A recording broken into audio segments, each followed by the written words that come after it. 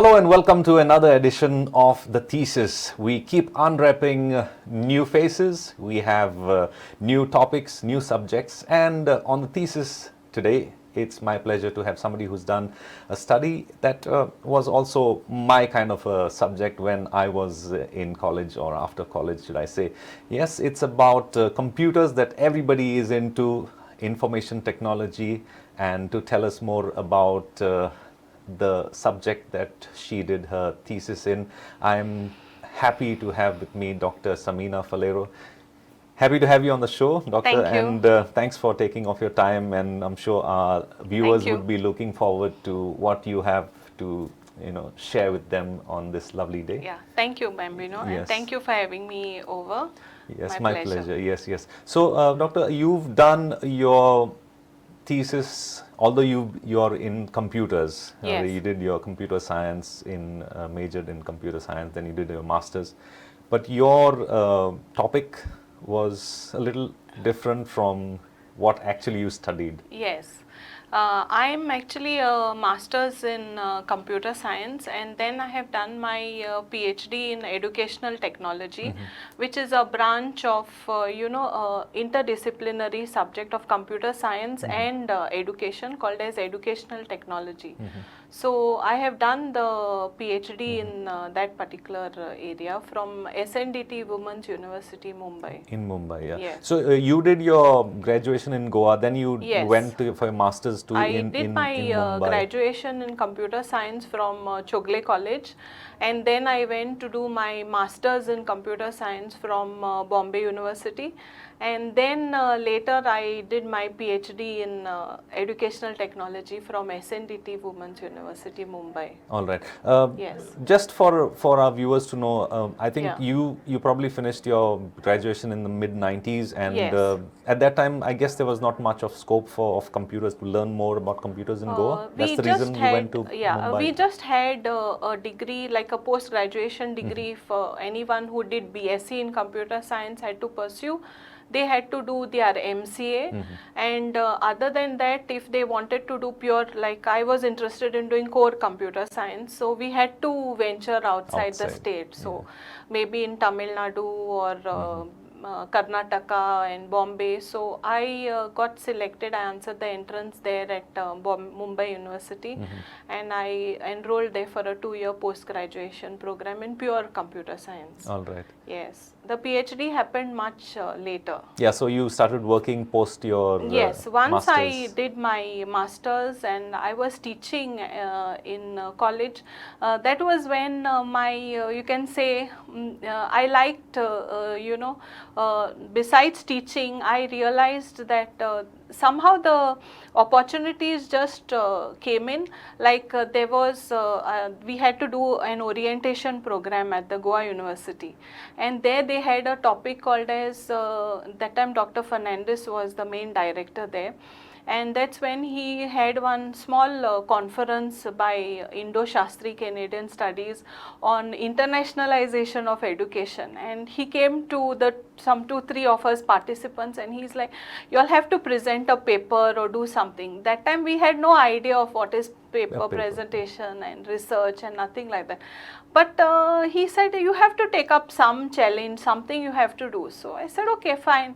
I went ahead and I read a paper in internationalization of higher education, and I kind of enjoyed that kind of an environment, the topic and education and things like that.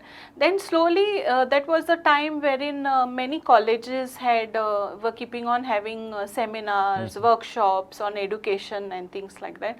So then I went ahead for these conferences, and I would present how computers can help in education and collegiate teaching, learning.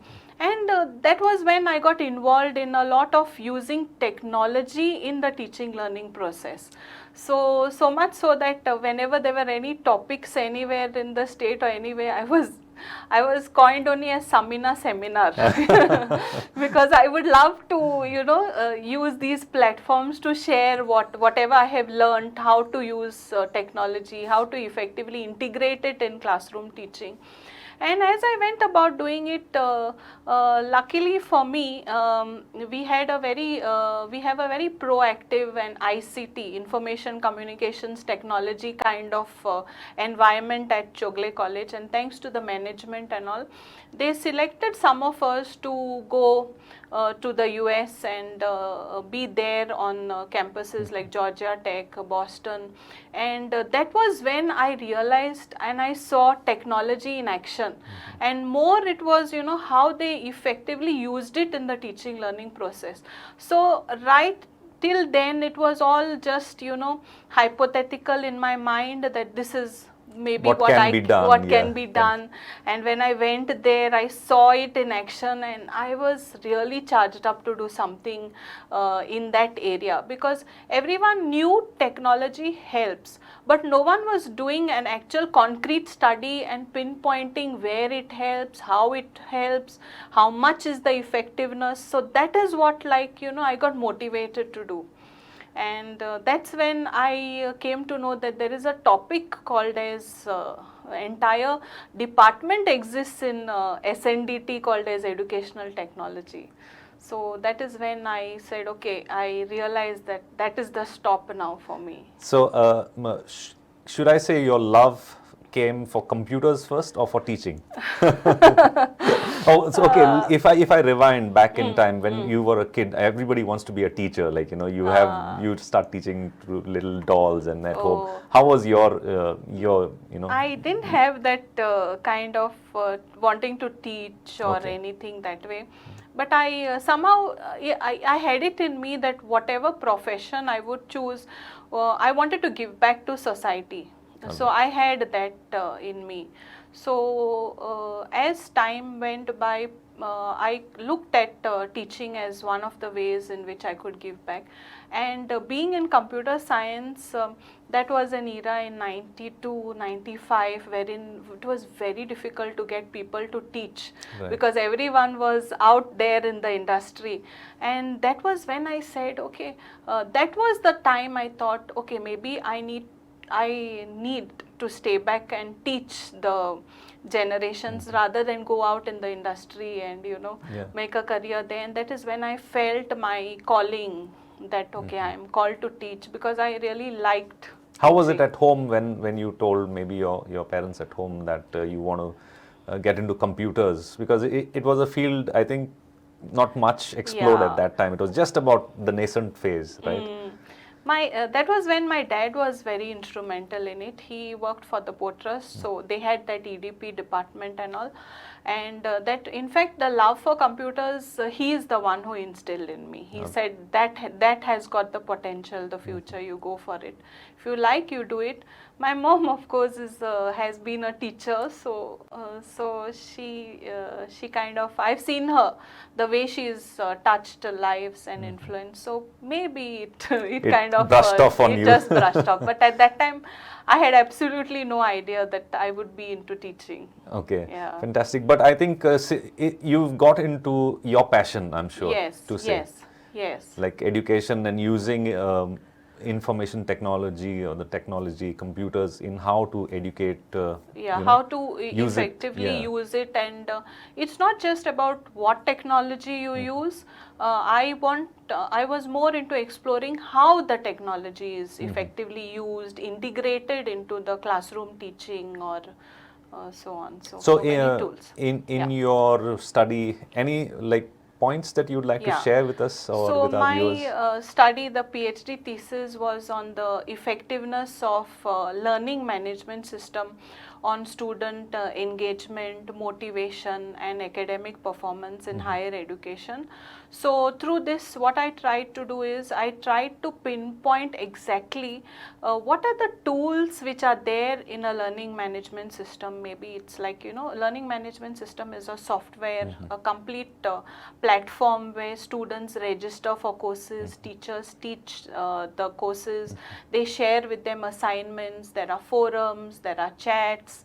So I tried to explore all these tools from the engagement, motivation perspective.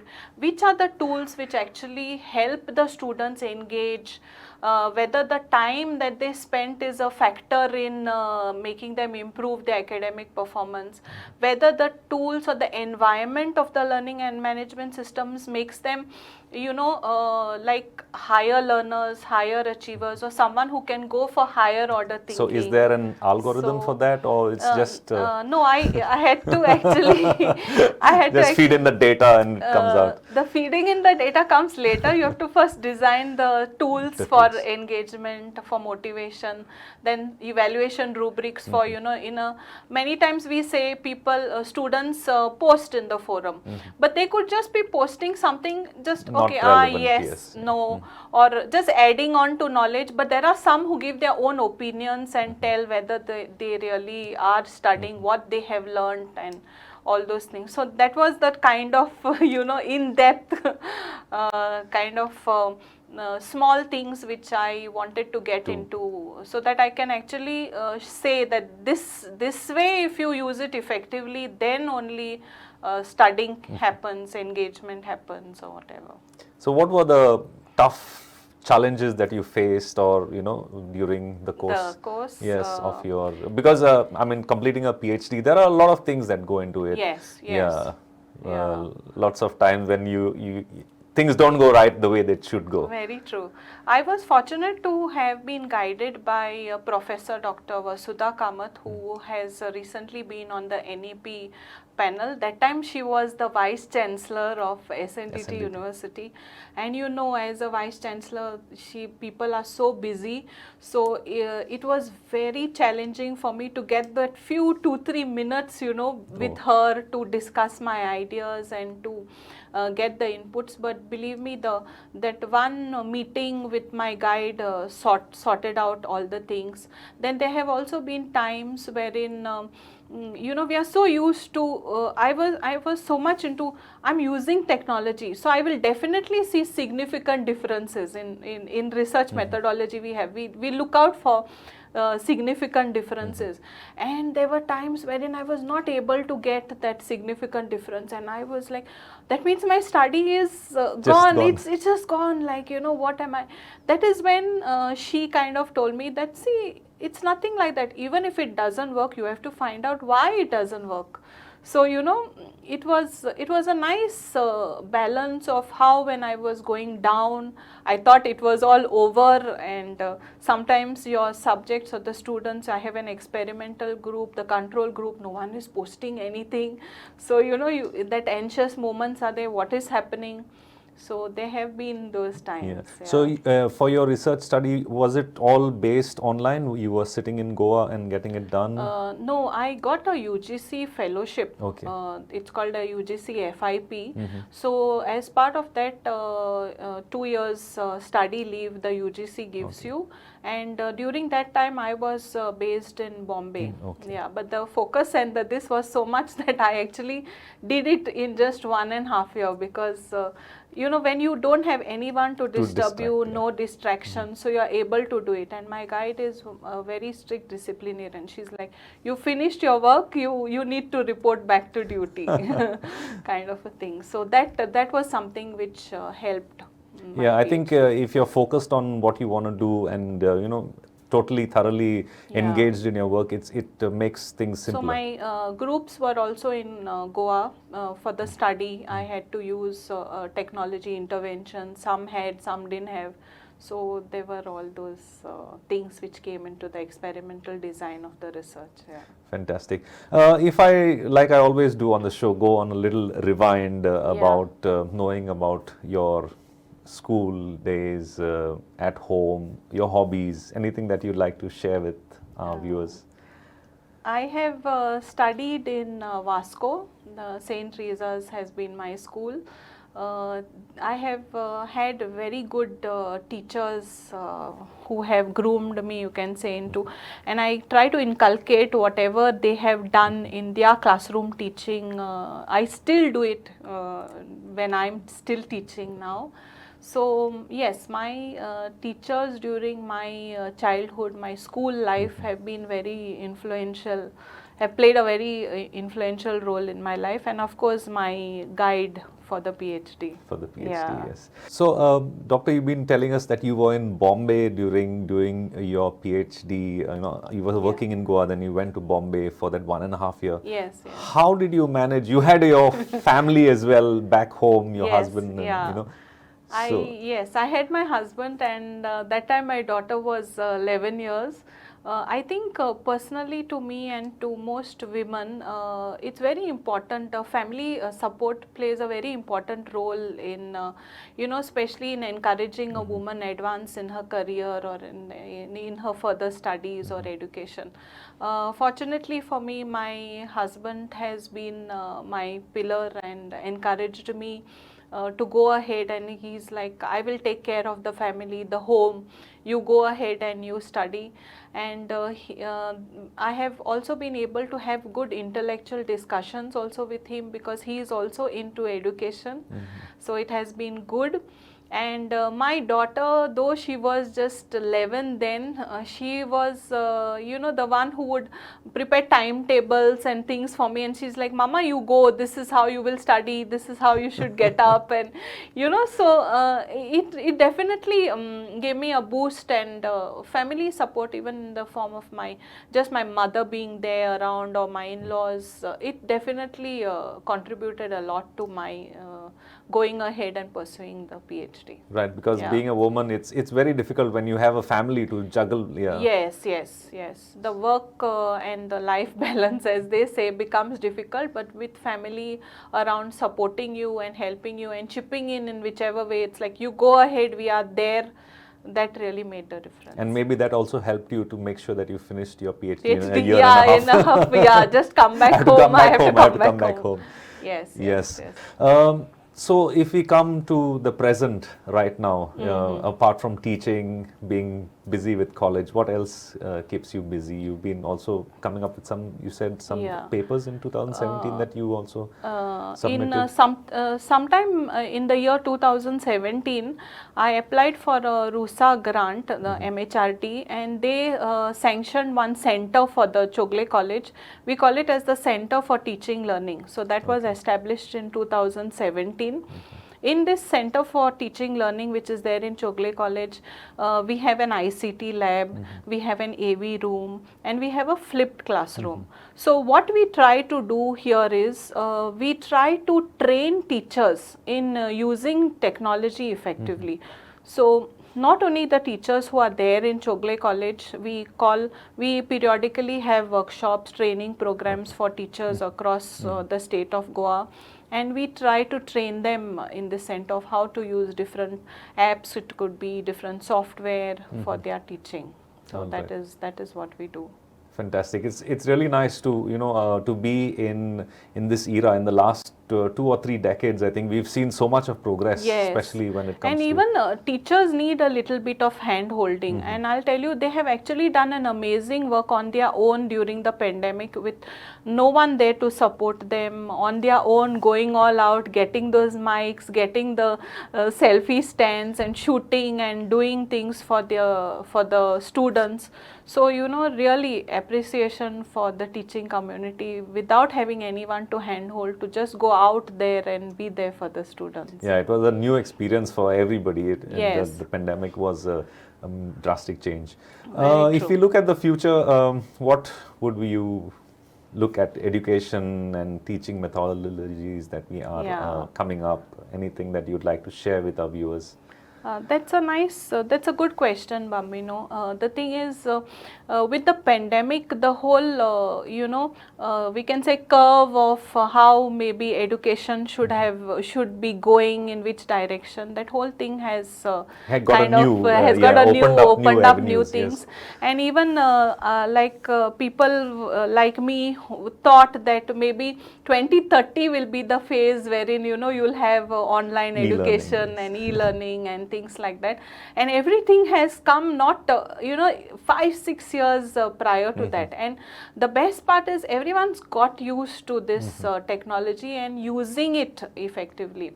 So what I would say is that and the NEP is also rolling out very fast. Right. So a lot of multidisciplinary courses, a lot of online courses opening up through MOOCs. So I would say it's very exciting times to be a teacher and to be a student, because there's not going to be one source now for you to learn. You're going to learn from college teachers, you're going to learn from your professors. Your favorite professors could be at IIT or NITs and things like that.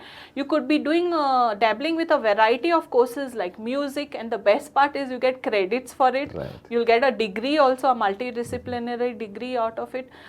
For me as a teacher, my role is very challenging now, because the students who come to the class, their attention span is reduced. It's like 7-8 minutes, and here you are given a 1-hour lecture. So how is it you're going to keep them engaged for so long? Right. So how is it that you're going to attract them to your classroom, you know? So you cannot teach the same way you were teaching earlier. So that reinventing of oneself, the pedagogies, which online pedagogy is at the same time, even a teacher can look up to new vistas as to, like, my audience need not be only students from my college. It could be I could open up my expertise to, worldwide kind of. You can put it out there, and anybody can access anyone it can anytime. do. Yes. And the Directorate of Higher Education has done a commendable job during the pandemic by coming out with a portal called as Dish Tower, which is a MOOC, and all college teachers have gone and done shooting of their material resources, what they have. It's all out there, so students can continue to benefit from that portal, from the knowledge areas and so on. Since you were talking about credits, I think Chogle College at the moment is the only college, the autonomous college in Goa as of now, which has credits given for studies in Goa at least. No, last few years the UGC has made it mandatory for all colleges to shift to a credit-based system. Okay. So we are the only college in Goa which is autonomous, so we can kind of keep decide revisiting our curriculums again and again. It's very vibrant and very dynamic. So if there are any changes that we would like to have in our curriculum, we can do it very soon, because our board of studies meets twice a year.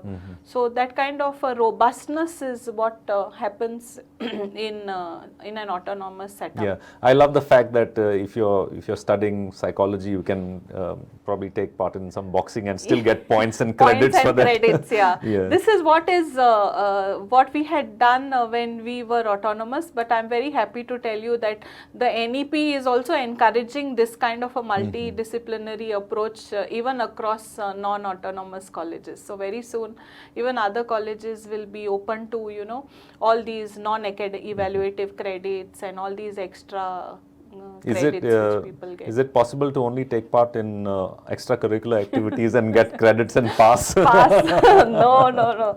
There will continue to be a balance between your academic and non-academic credits. Because if it was, then I would have passed with flying colors for sure. I'm sure you've been a good student, definitely. Almost kind of.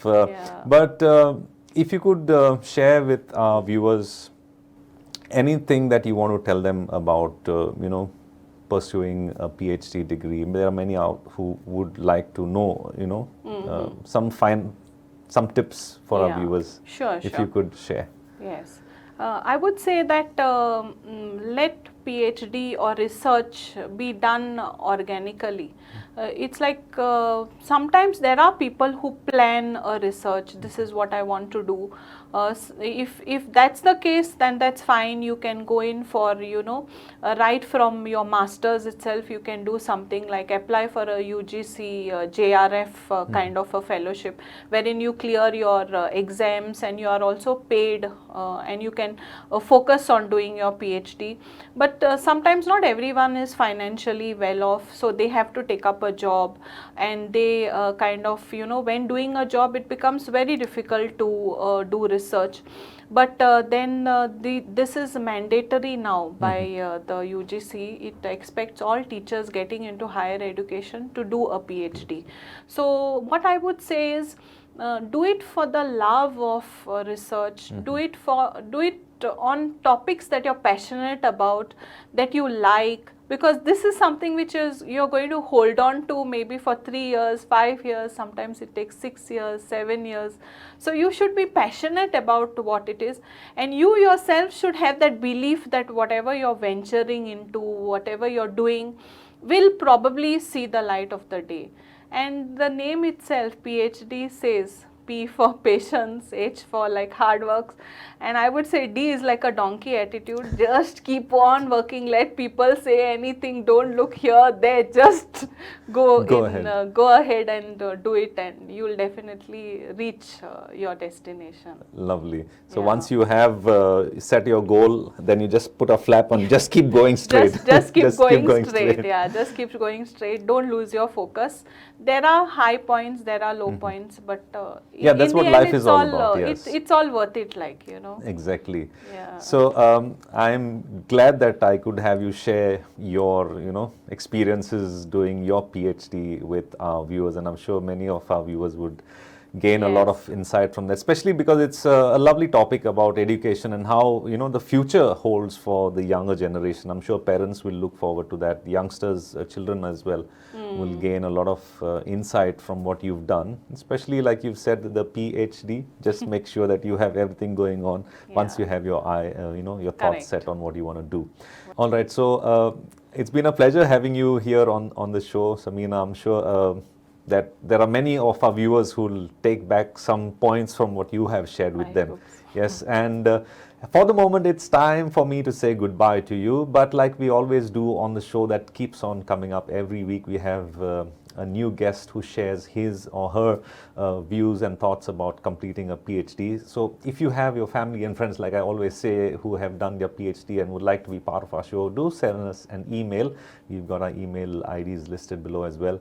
And so thank you so much, Dr. Sameena, for being part of this lovely show. It's been a pleasure having you here. Thank you to the entire team. My pleasure to being here and giving me an opportunity to share about my PhD journey. Yes, and I wish you all the very best once again from behalf of all of us here. Thank you so much. Thank you.